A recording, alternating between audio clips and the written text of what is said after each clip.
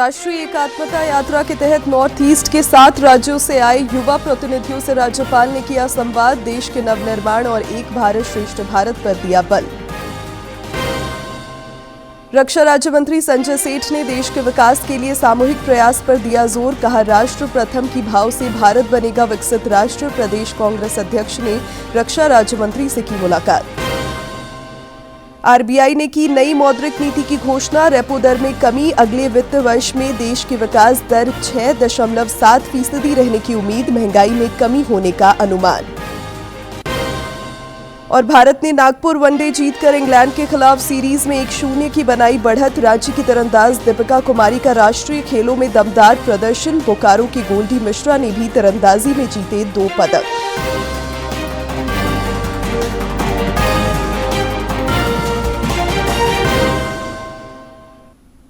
नमस्कार, प्रादेशिक समाचार में आपका स्वागत है। मैं हूं शिवानी कुमारी और अब समाचार विस्तार से। संसद के बजट सत्र के पहले भाग का आज 6ठा दिन है। लोकसभा में आज से बजट पर चर्चा की शुरुआत होगी। वहीं दोनों सदनों में कई विधायी कार्य सूचीबद्ध हैं। सदन की कार्यवाही शुरू होने पर लोकसभा में सांसदों ने जनहित से जुड़े सवाल किए, जिसका जवाब विभागीय मंत्रियों ने दिया।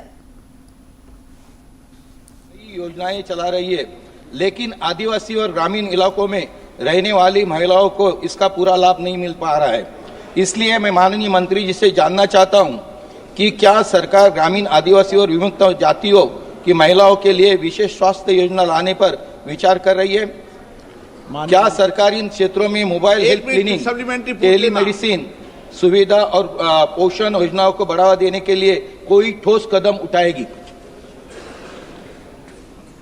जो प्रश्न स्पेसिफिकली माननीय सदस्य ने आदिवासी या दूर दराज के इलाकों के लिए उठाया है, उसके संबंध में मैं उन्हें सूचित करना चाहती हूं कि हमारे स्पेशल आउटरीच कैंप्स चलाए जाते हैं, जिसमें मोबाइल मेडिकल टीम्स भी इन दूर दराज के इलाकों में जाती हैं और जहां हम जो गर्भवती महिलाएं हैं उनको भी ट्रेस करते हैं, ट्रैक करते हैं। उन्हें तमाम जो सुविधाएं हम दे रहे हैं वो सुविधाएं उनको देने की कोशिश करते हैं और उसमें बहुत सारी हाई रिस्क प्रेगनेंसीज भी होती हैं जो कई बार हम आइडेंटिफाई करते हैं, जिससे कि हम एमएमआर और आईएमआर को कम कर सकें और मैटरनल और इन्फेंट हेल्थ आउटकम्स को हम इम्प्रूव कर सकें। राज्यपाल संतोष कुमार गंगवार ने आज राजभवन में राष्ट्रीय एकात्मता यात्रा के तहत नॉर्थ ईस्ट के 7 राज्यों से आए युवा प्रतिनिधियों से संवाद किया। इस दौरान उन्होंने देश के नवनिर्माण और एक भारत श्रेष्ठ भारत पर बल दिया। यहाँ की संस्कृति बिल्कुल अलग है। यहाँ पर जब आप घूमेंगे और यहाँ पर आदिवासी भाई बहन भी अच्छी संख्या में रहते हैं। जब अपने देश की संस्कृति को आप समझने का काम करेंगे तब आपको लगेगा कि वास्तव में कैसी विविधता है हमारे समाज में और कैसे सब लोग साथ मिलकर रह रहे हैं। ये एक अच्छा अनुभव होगा। रक्षा राज्य मंत्री सह रांची के सांसद संजय सेठ ने देश के समग्र विकास के लिए सामूहिक प्रयास पर जोर दिया है।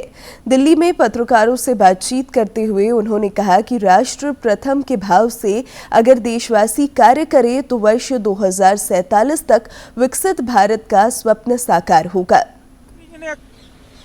2047 का संकल्प याद दिलाया कि आजादी के बाद 100 साल जब होंगे 2047, तो आने वाली पीढ़ी को, आने वाली जनरेशन को हम संपन्न भारत, सर्वश्रेष्ठ भारत दें।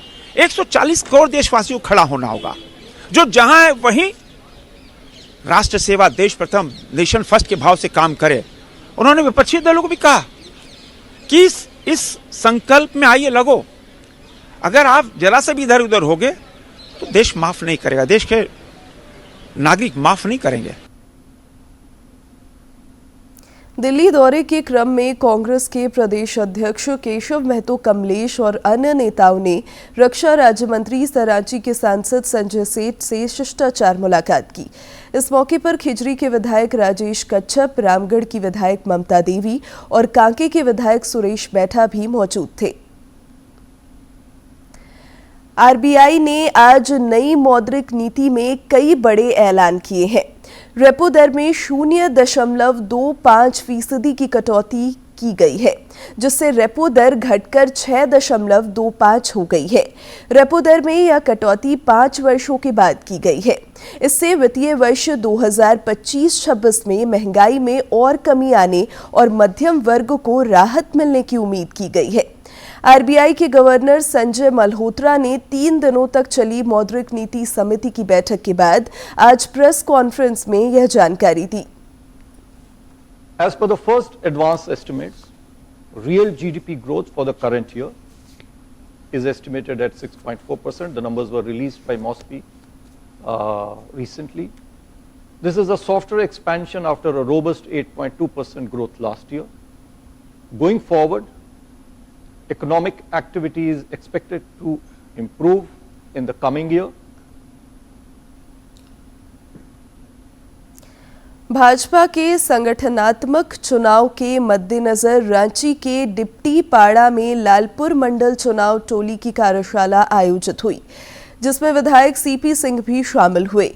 इस अवसर पर महानगर अध्यक्ष वरुण साहू, रोशनी खलको और संदीप वर्मा समेत अन्य नेता तथा पार्टी कार्यकर्ता उपस्थित थे।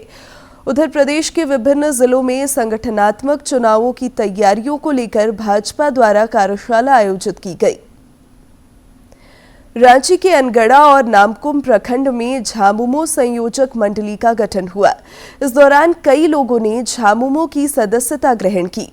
इस मौके पर पार्टी नेताओं ने सभी का स्वागत और अभिनंदन किया। महेंद्र मुंडा आपसे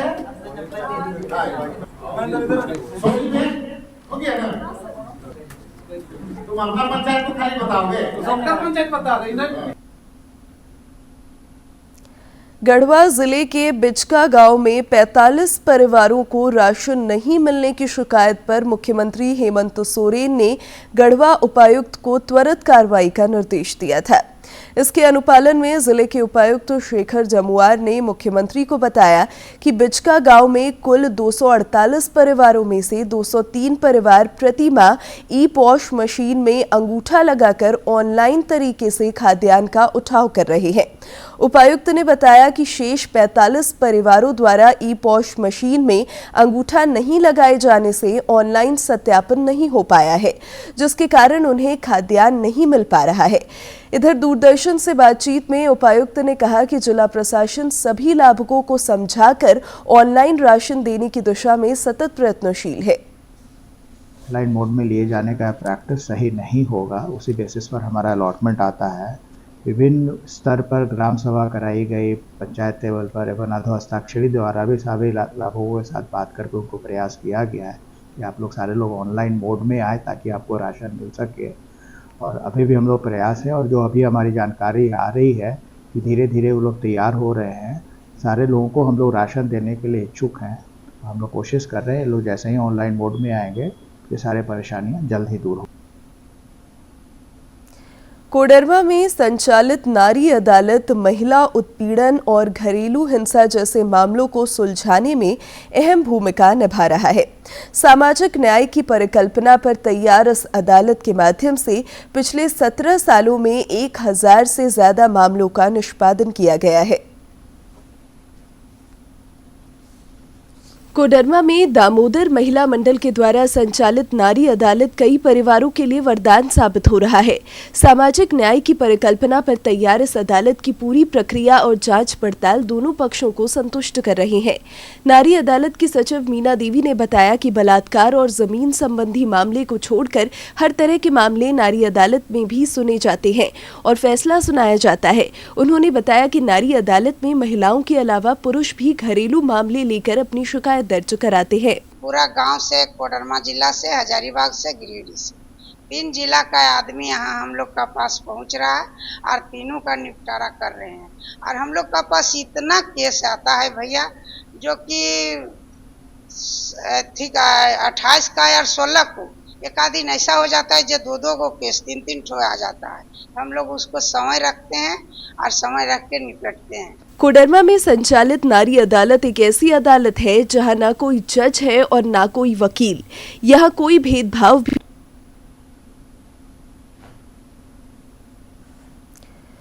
खूंटी जिला बाल संरक्षण इकाई और चाइल्ड इन नीड इंस्टीट्यूट सिनी संस्था के संयुक्त तत्वावधान में बाल अधिकार संरक्षण जागरूकता रथ को रवाना किया गया।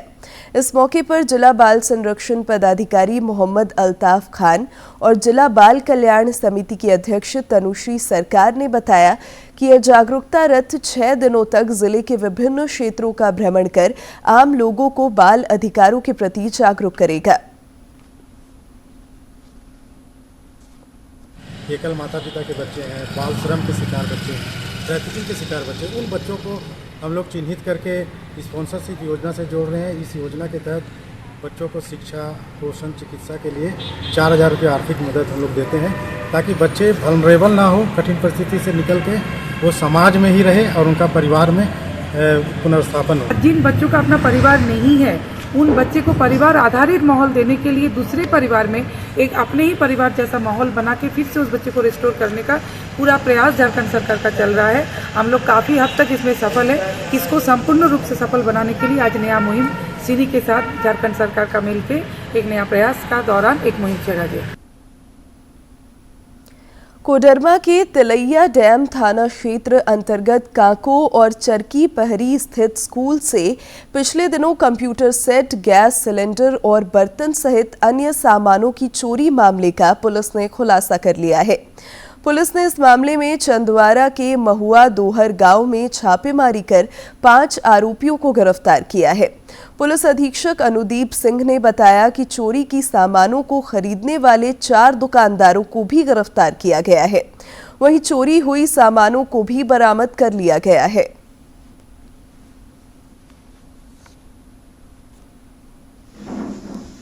टीम के द्वारा लगातार आसूचना संकलन की जा रही थी और अपराधियों के विरुद्ध छापामारी की जा रही थी।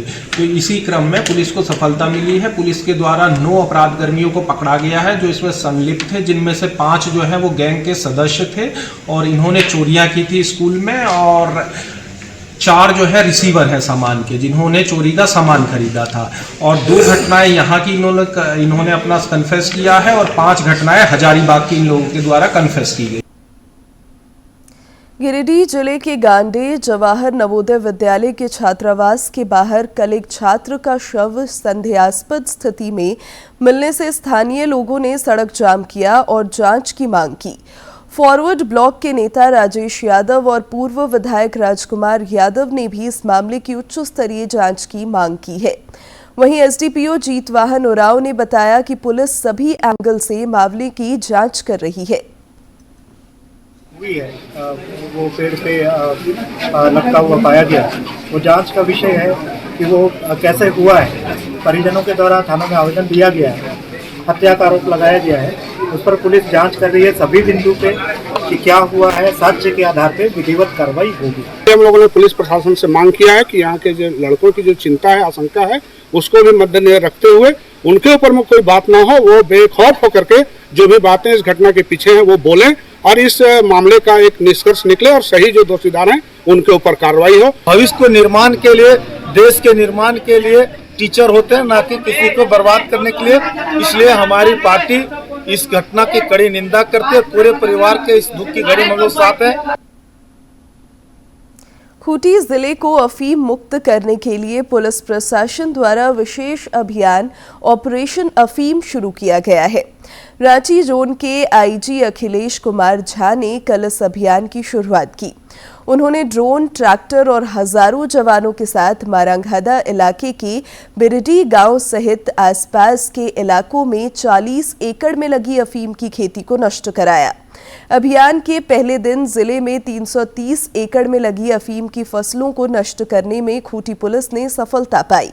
आईजी अखिलेश झा ने कहा कि किसान अफीम की फसल को खुद नष्ट करें, नहीं तो उनके खिलाफ एफआईआर और गिरफ्तारी की कार्रवाई की जाएगी।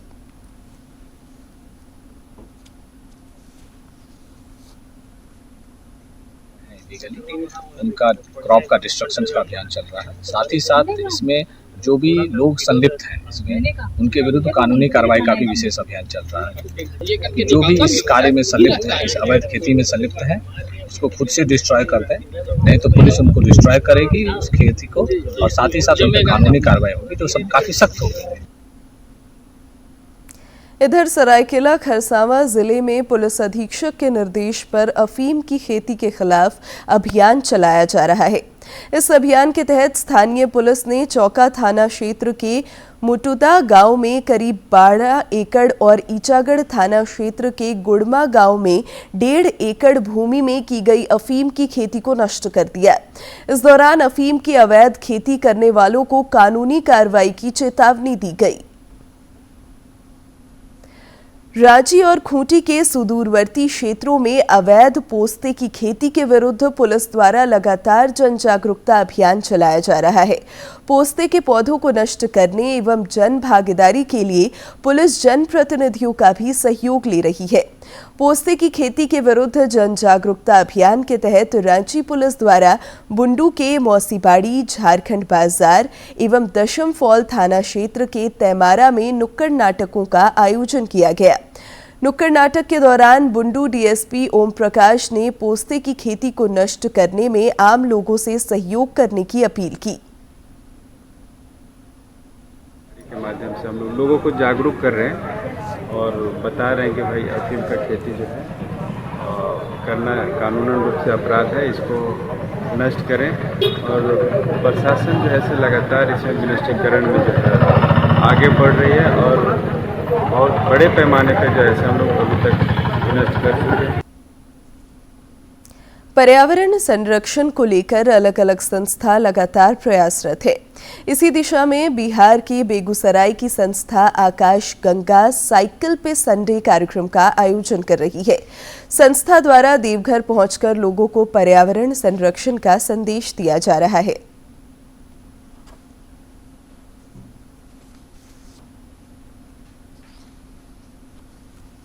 बेगूसराय से देवघर पहुंची साइकिल पे संडे टीम का देवघर वासियों ने जोरदार स्वागत किया। टीम के सदस्यों ने हाथ में पौधे लेकर बाबा वैद्यनाथ धाम में पूजा अर्चना की। उन्होंने मंदिर परिसर में मौजूद पंडाओं के बीच पौधों का वितरण भी किया और सबों को पर्यावरण संरक्षण का संदेश दिया। आज के इस भाग दौड़ में आप जितना साइकिल से दूर होना चाह रहे हैं, बस साइकिल को उतना पकड़िए और पेट और पेट्रोल दोनों को बचाइए। इस 2021 में जो कोविड काल आया था उसमें जो ऑक्सीजन की महामारी थी और ये ऑक्सीजन को भरा पूरा कर रहा है। और आप जहाँ भी हैं, जिस क्षेत्र में भी हो, कृपया कर आप पौधा जरूर लगाएं अपने पूरे जीवन में। साइकिल पे संडे की टीम अनहद यात्रा पार्ट 5 कार्यक्रम के तहत दिनकर ग्राम सिमरिया बेगूसराय से देवघर होते हुए रविंद्रनाथ टैगोर के शांति निकेतन बोलपुर पहुंचेगी। आकाश गंगा रंग चौपाल एसोसिएशन के साइकिल पे संडे की ओर से आयोजित अनहद यात्रा पार्ट 5 के तहत 31 सदस्यीय दल ने 5 दिनों में यात्रा पूरी करने का लक्ष्य रखा है। इस दौरान टीम के सदस्य सम्मान, पर्यावरण, स्वच्छता सहित अन्य सामाजिक मुद्दों पर जागरूकता फैलाते नजर आ रहे हैं। हर रविवार अपने निश्चित स्थान से अलग अलग गांव के लिए, अलग अलग वार्ड के लिए हम लोग हर रविवार निकलते हैं और ये क्रम 538 रविवार तक से चल रहा है। तो अनहद यात्रा पिछले 5 वर्षों से जारी है और वो भी निरंतर जारी है। यह हमारी 5वीं अनहद यात्रा है जो इस वर्ष राष्ट्रकवि दिनकर ग्राम से शांति निकेतन जारी है, बोलपुर जारी है। बरौनी दिनकर ग्राम से हम लोग आ रहे हैं, ठीक ना। और हम लोग का एक टीम है साइकिल पे संडे जो 2014 से प्रारंभ की है। ये पौधा जो हमारा है ये जीवन का प्रतीक है। आकाश गंगा की ओर से 31 वर्षों से राष्ट्रीय स्तर पर सामाजिक सांस्कृतिक गतिविधियों का आयोजन किया जाता रहा है। वर्ष 2014 से पर्यावरण संरक्षण और संवर्धन के लिए इस टीम ने साइकिल पे संडे कार्यक्रम की शुरुआत की, जो अब तक 538 रविवार की यात्रा करते हुए एक मिसाल कायम कर रहा है। देवघर से मनीष दुबे की रिपोर्ट। आपका पसंदीदा डीडी झारखंड नए तेवर और नए कलेवर के साथ में आपके बीच है, ताकि पल पल की खबरें आप तक पहुंचे।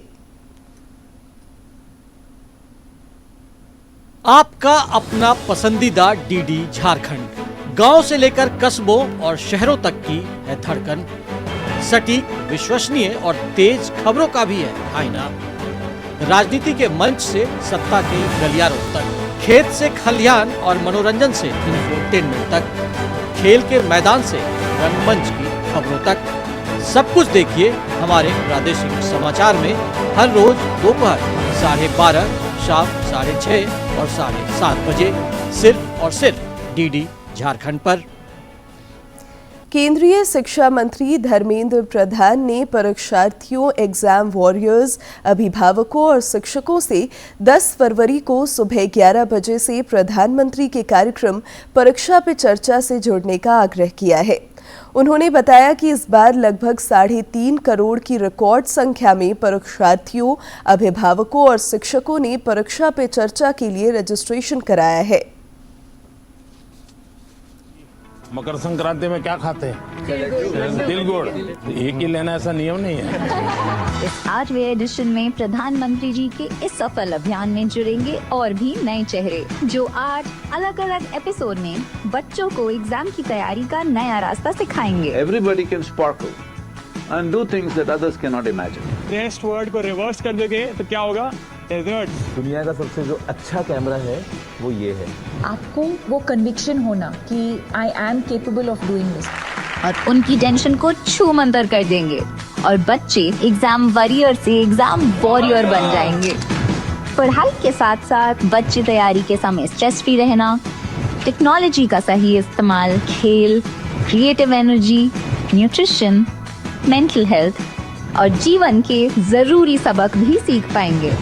प्रधानमंत्री मोदी जी का हर शब्द, हर सुझाव आपको नई ऊर्जा और आत्मविश्वास से भर देगा। पढ़ेगा इंडिया, तो दोस्तों तैयार हो जाइए पढ़ाई की टेंशन को बाय बाय बोलने के लिए, क्योंकि 10 फरवरी सुबह 11 बजे होने वाली है पीएम के साथ परीक्षा पे चर्चा। प्रयागराज में चल रहे महाकुंभ में आज कई सांस्कृतिक कार्यक्रम होने हैं। आज दुनिया के सबसे बड़े धार्मिक समारोह में शामिल महाकुंभ में भारत की कलात्मक विरासत प्रदर्शित की जाएगी। वहीं जनजातीय समागम में भव्य शोभा यात्रा निकाली जाएगी। तो महाकुंभ में सांस्कृतिक कार्यक्रमों का आयोजन होगा। महाकुंभ में कल से शुरू हुए जनजातीय सांस्कृतिक समागम 2025 के दूसरे दिन अलग अलग राज्यों से आए आदिवासी भव्य शोभा यात्रा निकालेंगे। शोभा यात्रा के बाद जनजातीय समाज के लोग परंपरागत वेशभूषा और नृत्य के साथ पवित्र स्नान करेंगे।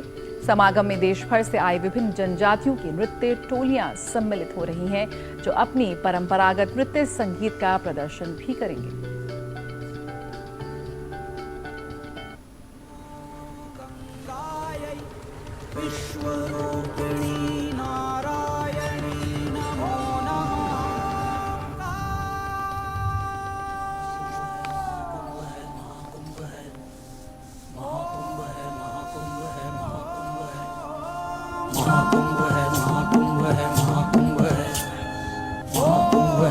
तो महाकुंभ में कई दिग्गज कलाकार शिरकत करते हुए नजर आएंगे।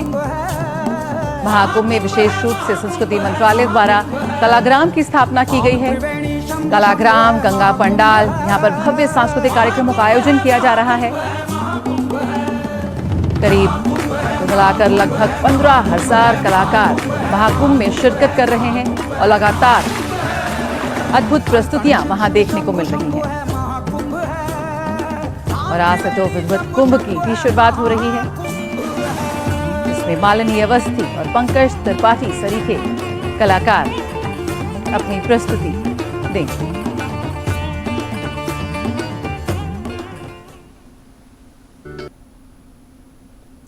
खेल जगत की महत्वपूर्ण खबरों को देखते हैं फटाफट अंदाज में।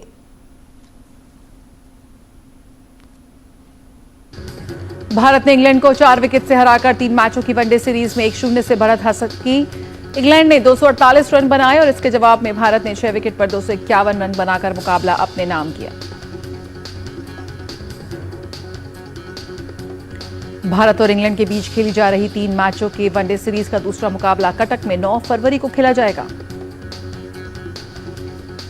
मास्टर ब्लास्टर पूर्व भारतीय क्रिकेटर सचिन तेंदुलकर ने राष्ट्रपति भवन में राष्ट्रपति द्रौपदी मुर्मू से की मुलाकात। इस दौरान उन्होंने राष्ट्रपति द्रौपदी मुर्मू के साथ राष्ट्रपति भवन परिसर में स्थित अमृत उद्यान में भ्रमण भी किया। 4 बार की ओलंपियन भारतीय तीरंदाज दीपिका कुमारी का राष्ट्रीय खेल में दबदबा बरकरार। दीपिका ने व्यक्तिगत में स्वर्ण और टीम इवेंट में रजत जबकि मिश्रित वर्ग में कांस्य पदक हासिल किया। जम्मू कश्मीर के तीरंदाज ऋतिक शर्मा राष्ट्रीय खेलों में अपने राज्य के लिए मेडल जीतने में हुए कामयाब। ऋतिक ने व्यक्तिगत स्पर्धा में रजत पदक अपने नाम किया। ऋतिक शर्मा जम्मू कश्मीर के पहले तीरंदाज हैं जिन्होंने राष्ट्रीय खेल में अपने राज्य के लिए पदक हासिल किया। ऑस्ट्रेलियाई क्रिकेट टीम के ऑलराउंडर मार्क स्टोइनिस ने वनडे क्रिकेट से लिया संन्यास। क्रिकेट ऑस्ट्रेलिया ने कहा कि स्टोइनिस T20 में चयन के लिए उपलब्ध रहेंगे। पूर्व रियल मैड्रिड और ब्राजील के डिफेंडर मार्सेलो ने 36 साल की उम्र में फुटबॉल से आधिकारिक तौर पर संन्यास की घोषणा की। मार्सेलो ने 2007 से 2022 तक रियल मैड्रिड का प्रतिनिधित्व किया। उत्तराखंड में चल रहे 38वें राष्ट्रीय खेलों में रांची की तीरंदाज दीपिका कुमारी के अलावा अन्य खिलाड़ियों का दबदबा दिखा। इस इवेंट में झारखंड के तीरंदाजों ने 2 स्वर्ण, 1 रजत और 2 कांस्य पदक जीते। वहीं झारखंड की महिला हॉकी टीम ने कल खेले गए अपने दूसरे मैच में हॉकी मणिपुर को 0 के मुकाबले 7 गोल से पराजित कर राष्ट्रीय खेलों में दूसरी जीत दर्ज की। और अब अंत में मुख्य समाचार एक बार फिर।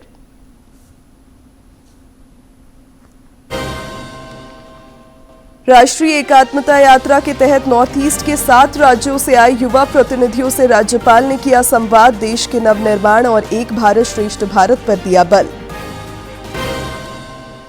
रक्षा राज्य मंत्री संजय सेठ ने देश के विकास के लिए सामूहिक प्रयास पर दिया जोर। कहा, राष्ट्र प्रथम की भाव से भारत बनेगा विकसित राष्ट्र। प्रदेश कांग्रेस अध्यक्ष ने रक्षा राज्य मंत्री से की मुलाकात।